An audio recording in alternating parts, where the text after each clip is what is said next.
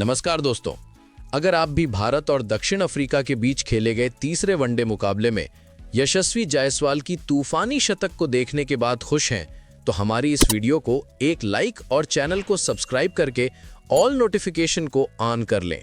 तो चलिए दोस्तों, आपका ज्यादा समय न लेते हुए आज की इंटरेस्टिंग हाइलाइट्स वीडियो को स्टार्ट करते हैं।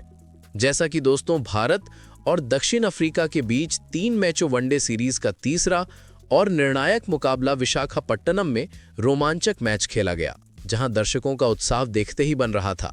सीरीज का यह तीसरा और निर्णायक मुकाबला था और सीरीज 1-1 पर खड़ी थी। आज की दोपहर की शुरुआत एक बेहद दिलचस्प और ऐतिहासिक पल के साथ हुई। भारतीय कप्तान केएल राहुल के लिए आज का टॉस सिर्फ एक सिक्का उछालना नहीं था, बल्कि एक श्राप को तोड़ना था। जी हां, पिछले 20 मैचों से भारतीय टीम टॉस हारती आ रही थी, लेकिन आज विशाखापट्टनम में किस्मत ने करवट ली।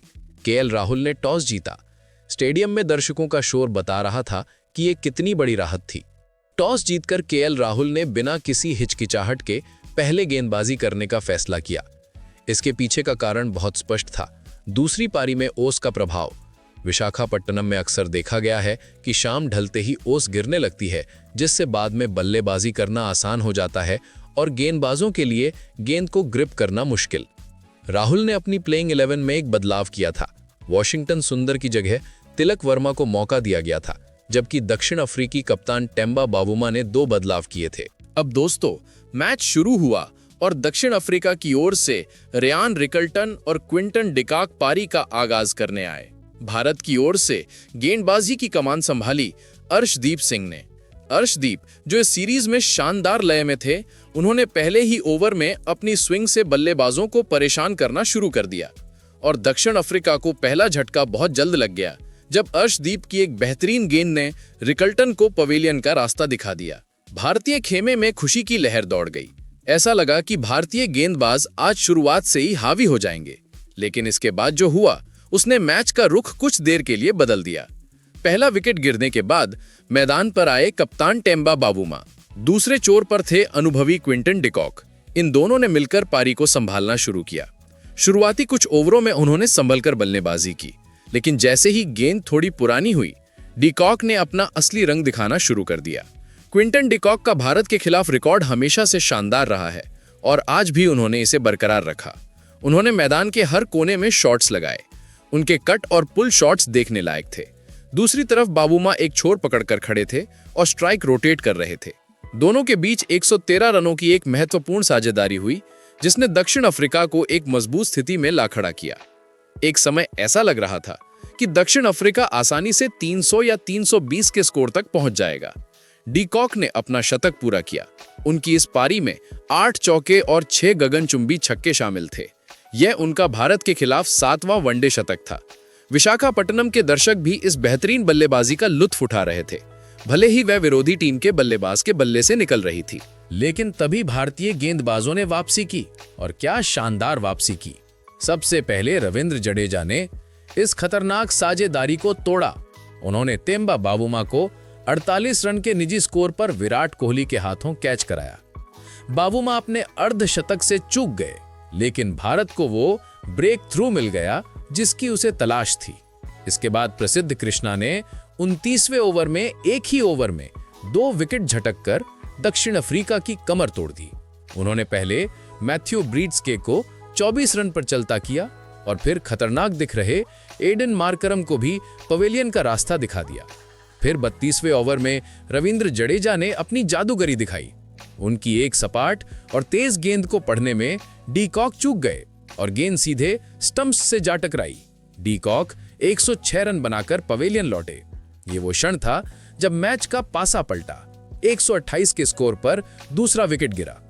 इस जोड़ी के टूटने के बाद भारतीय तेज गेंदबाज प्रसिद्ध कृष्णा और चाइनामैन कुलदीप यादव ने कहर बरपाया। प्रसिद्ध कृष्णा ने अपनी गति और उछाल से बल्लेबाजों को परेशान किया, जबकि कुलदीप यादव ने अपनी गुगली और फ्लिपर से उन्हें चकमा दिया और डेवाल्ड ब्रेविस को 29 रन पर आउट कर दिया। फिर शुरू हुआ कुलदीप यादव का स्पिन शो। उन्होंने निचले क्रम के बल्लेबाजों को टिकने का कोई मौका नहीं दिया। पहले मार्को यानसेन को 17 रन पर, फिर कॉर्बिन बॉश को 9 रन पर चलता किया।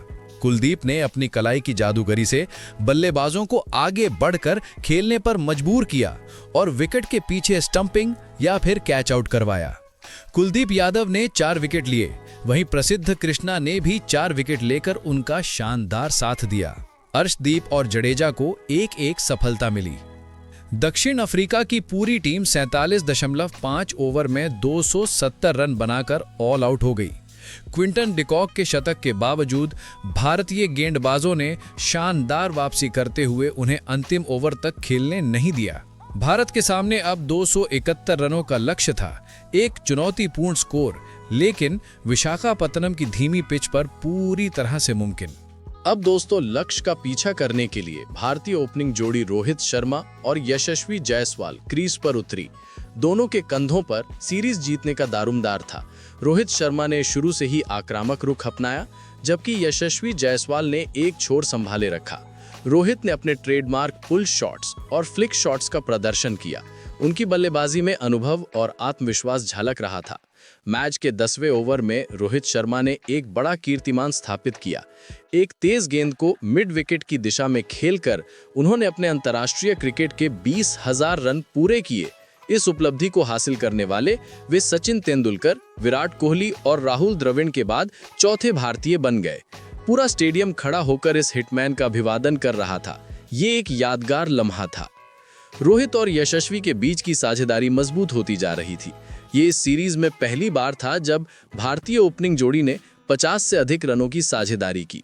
रोहित ने 54 गेंदों में अपना 61वां अर्धशतक पूरा किया, जो मौजूदा सीरीज में उनका दूसरा अर्धशतक था। यशस्वी भी अब धीरे धीरे अपनी गति बढ़ा रहे थे। उन्होंने 75 गेंदों में अपने वनडे करियर का पहला अर्धशतक पूरा किया। दोनों के बीच पहले विकेट के लिए 155 रनों की विशाल साझेदारी हुई, जिसने भारत की जीत की नींव रख दी। पारी के 25वें ओवर में केशव महाराज ने दक्षिण अफ्रीका को बहुप्रतीक्षित सफलता दिलाई। रोहित शर्मा एक बड़ा शॉट खेलने के प्रयास में मिड ऑन पर लपके गए। रोहित ने 75 रनों की शानदार पारी खेली, जिसके लिए उन्होंने 65 गेंदें खेलीं और 8 चौके तथा 3 छक्के लगाए। 155 रन पर पहला विकेट गिरने के बाद स्टेडियम में थोड़ी शांति छाई, लेकिन ये शांति जल्द ही तूफान में बदलने वाली थी। नंबर 3 पर उतरे विराट कोहली, जिनका बल्ला इस सीरीज में आग उगल रहा था। कोहली और यशस्वी ने मिलकर गियर बदला। अब उनका लक्ष्य सिर्फ जीत नहीं, बल्कि तेजी से जीत हासिल करके अपनी श्रेष्ठता साबित करना था। कोहली ने आते ही तेजी से रन बनाए और यशस्वी को भी खुलकर खेलने का मौका दिया। यशस्वी जायसवाल ने कोहली के साथ मिलकर अपनी पारी को एक बड़े स्कोर में तब्दील किया। वे अपने करियर के पहले वनडे शतक की ओर बढ़ रहे थे। उनकी बल्लेबाजी में परिपक्वता और अटूट एकाग्रता दिखाई दे रही थी। 35वें ओवर में यशस्वी ने एक शानदार चौका लगाकर अपना पहला वनडे शतक पूरा किया। उन्होंने 121 गेंदों का सामना किया, जिसमें 12 चौके और 2 छक्के शामिल थे। शतक पूरा होते ही यशस्वी ने बल्ले को हवा में उठाया और दर्शकों तथा कोहली का अभिवादन स्वीकार किया। ड्रेसिंग रूम में भी जश्न का माहौल था। कोहली भी अपने रंग में थे। उन्होंने लगातार चौथे मैच में 50+ का स्कोर बनाया। इससे पहले ऑस्ट्रेलिया के खिलाफ और इस सीरीज के शुरुआती 2 मैचों में भी उन्होंने अर्धशतक लगाया था। कोहली ने मात्र 40 गेंदों में अपने वनडे करियर का 76वां अर्धशतक पूरा किया। उनकी और यशस्वी की साझेदारी 90 से अधिक रनों की हो चुकी थी और ये अटूट थी। कोहली और यशस्वी की जोड़ी ने बिना किसी और नुकसान के भारत को लक्ष्य तक पहुंचाया। 39.5 ओवर में भारत ने सिर्फ 1 विकेट खोकर 271 रन बनाए और 9 विकेट से एक प्रचंड जीत हासिल की। यशस्वी जायसवाल 116 रन बनाकर नाबाद रहे, जबकि विराट कोहली ने 45 गेंदों में 6 चौकों और 3 छक्कों की मदद से नाबाद 65 रन बनाए। इस जीत के साथ भारतीय टीम ने 3 मैचों की वनडे सीरीज 2-1 से अपने नाम कर ली। ये जीत न केवल बड़ी थी, बल्कि ये भारत की युवा और अनुभवी खिलाड़ियों के बीच के तालमेल को भी दर्शाती थी।